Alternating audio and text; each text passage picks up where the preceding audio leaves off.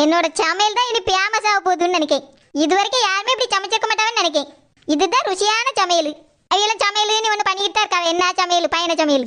ஏன் அளவுக்கு யாராலையும் சமைக்க முடியாது. என்னையாவது என் சமையலை பார்த்து கற்றுக்கிடட்டும். இனி தக்காளி தூக்கி தட்டிடுவோம். தக்காளியே வா, 1/2 கிலோ தக்காளியே, உனை நானே வெட்டினேனே, இப்போது கொட்டுவேனே. தக்காளியே 1/2 கிலோ தக்காளியே. சரோஜா, நீ ஒரு செப்பு தாண்டி, செப்பு தான். உன்னை நானே வெட்டினேனே, இப்பொழுது கொட்டினேனே. அடுத்து இந்த காயை பூரா அள்ளி தட்டிட வேண்டியதான். சரோஜாவின் கருவாட்டு சாம்பார் சாதம், காய்கறிகளும் பிரமாதம். இது கருவாடு சேர்ந்த சாதம், இதுவே எனக்கு போதும்.